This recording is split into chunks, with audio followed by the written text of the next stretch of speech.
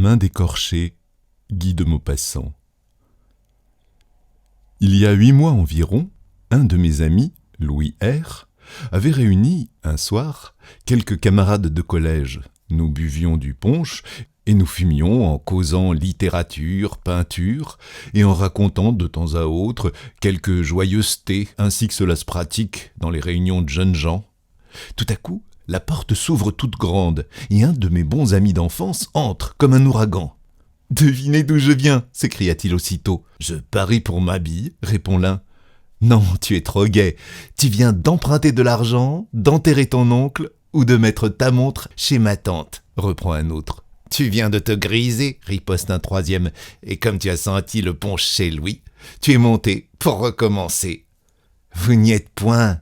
Je viens de P, en Normandie, où j'ai été passer 8 jours et d'où je rapporte un grand criminel de mes amis, que je vous demande la permission de vous présenter. » À ces mots, il tira de sa poche une main d'écorché. Cette main était affreuse, noire, sèche, très longue et comme crispée. Les muscles, d'une force extraordinaire, étaient retenus à l'intérieur et à l'extérieur par une lanière de peau parcheminée. Les ongles, jaunes, étroits, étaient restés au bout des doigts. Tout cela sentait le scélérat d'une lieue. « Figurez-vous, dit mon ami, qu'on vendait l'autre jour les défroques d'un vieux sorcier, bien connu dans toute la contrée. Il allait au sabbat tous les samedis sur un manche à balai, pratiquait la magie, blanche et noire, donnait aux vaches du lait bleu et leur faisait porter la queue comme celle du compagnon de Saint-Antoine. Toujours est-il que ce vieux gredin avait une grande affection pour cette main, qui, disait-il, était celle d'un célèbre criminel, supplicié en 1736 pour avoir jeté, la tête la première, dans un puits, sa femme légitime, en quoi faisant je trouve qu'il n'avait pas tort. Puis, pendu au clocher de l'église, le curé qui l'avait marié.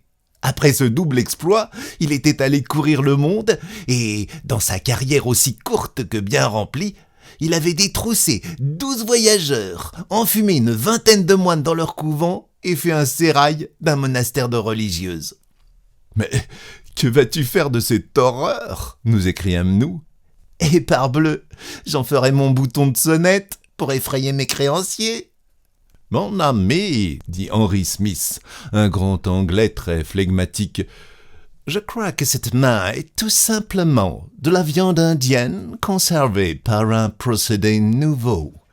Je te conseille d'en faire du bouillon. »« Ne raillez pas, messieurs, » reprit avec le plus grand sang-froid un étudiant en médecine aux 3/4 gris. « Et toi, Pierre, si j'ai un conseil à te donner, fais enterrer chrétiennement ce débris humain, de crainte que son propriétaire ne vienne te le redemander. Et puis elle a peut-être pris de mauvaises habitudes, cette main, car tu sais le proverbe, qui a tué, tuera. Et qui a bu, boira, reprit l'amphitryon. Là-dessus, il versa à l'étudiant un grand verre de punch, l'autre l'avala d'un seul trait et tomba ivre-mort sous la table. Cette sortie fut accueillie par des rires formidables, et Pierre, élevant son verre et saluant la main, « Je bois, dit-il, à la prochaine visite de ton maître. » Puis on parla d'autre chose, et chacun rentra chez soi. Le lendemain, comme je passais devant sa porte, j'entrai chez lui. Il était environ 2 heures. Je le trouvais lisant et fumant. « Eh bien, comment vas-tu » lui dis-je. « Très bien, me répondit-il. Et ta main ?»« Ma main, tu as dû la voir à ma sonnette, où je l'ai mise hier soir en rentrant. Mais à ce propos, figure-toi qu'un imbécile quelconque, sans doute pour me faire une mauvaise farce, est venu carillonner à ma porte vers minuit. J'ai demandé qui était là, mais comme personne ne me répondait, je me suis recouché et rendormi. » En ce moment, on sonna. C'était le propriétaire, personnage grossier et fort impertinent. Il entra sans saluer. « Monsieur, dit-il à mon ami, je vous prie d'enlever immédiatement la charogne que vous avez pendue à votre cordon de sonnette, sans quoi je me verrai forcé de vous donner congé. »« Monsieur, reprit Pierre avec beaucoup de gravité, Vous insultez une main qui ne le mérite pas. Sachez qu'elle a appartenu à un homme fort bien élevé. » Le propriétaire tourna les talons et sortit comme il était entré. Pierre le suivit, décrocha sa main et l'attacha à la sonnette pendue dans son alcôve. « Cela vaut mieux, dit-il. Cette main, comme le « frère, il faut mourir » des trappistes, me donnera des pensées sérieuses tous les soirs en m'endormant. » Au bout d'1 heure, je le quittai et je rentrai à mon domicile. Je dormis mal la nuit suivante. J'étais agité, nerveux. Plusieurs fois, je me réveillais en sursaut. Un moment même, je me figurais qu'un homme s'était introduit chez moi, et je me levais pour regarder dans mes armoires et sous mon lit.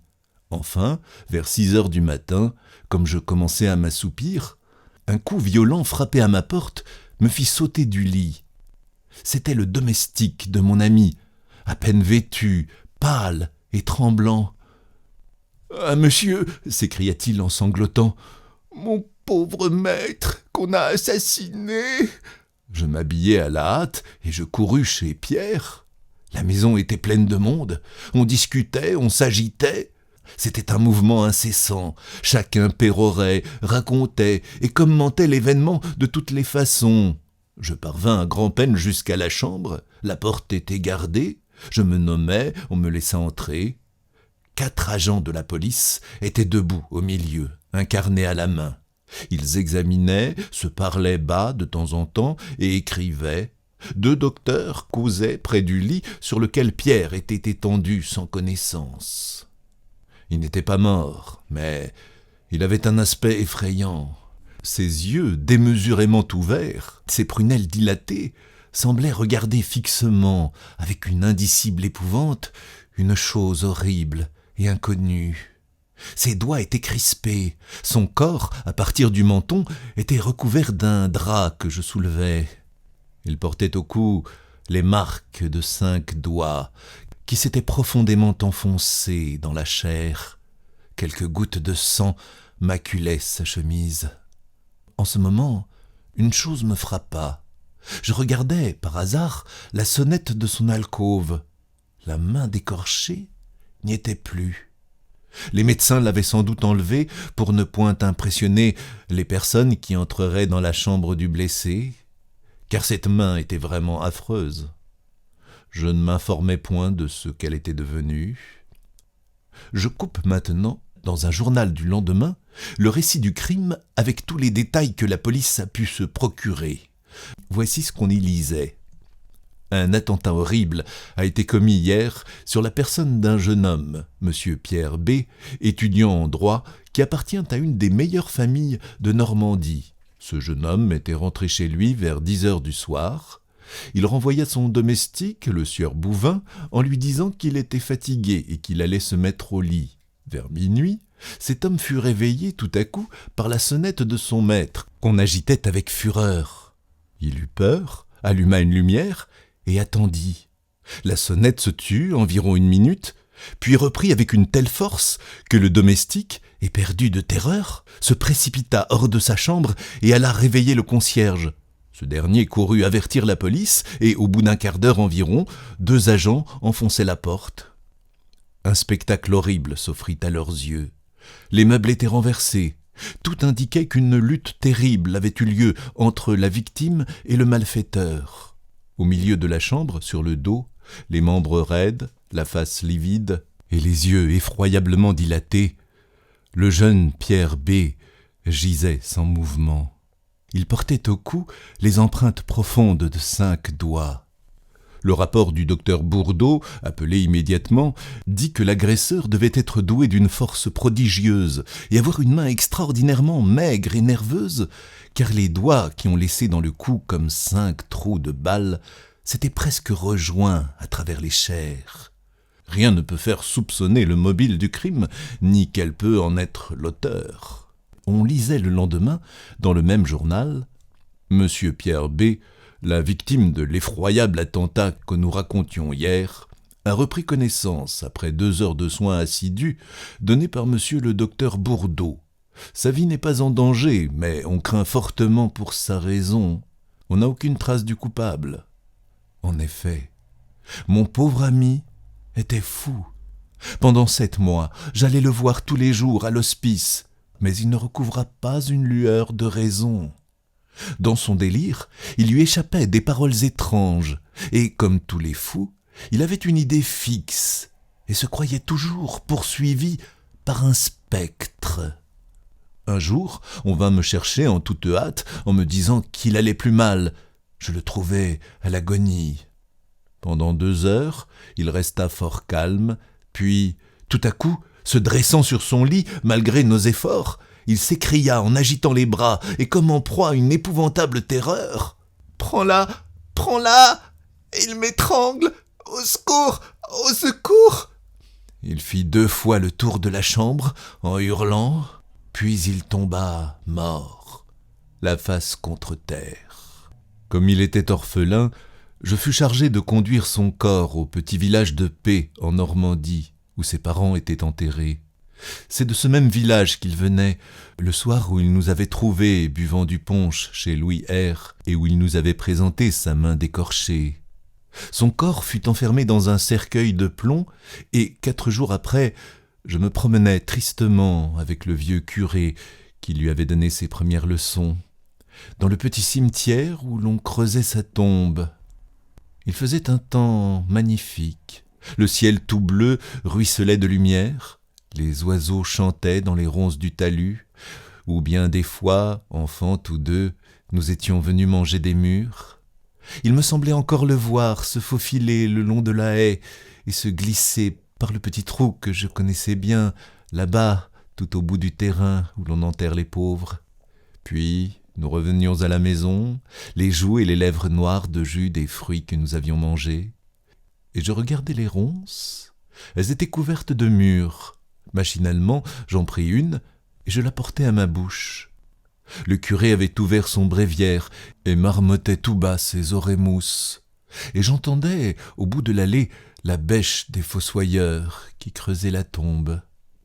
Tout à coup, ils nous appelèrent. Le curé ferma son livre et nous allâmes voir ce qu'ils nous voulaient. Ils avaient trouvé un cercueil.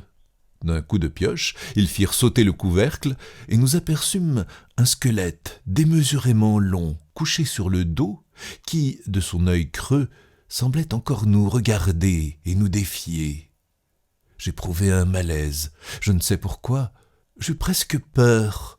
« Tiens !» s'écria un des hommes, « regardez donc, le gredin a un poignet coupé, voilà sa main. » Et il ramassa, à côté du corps, une grande main desséchée qu'il nous présenta.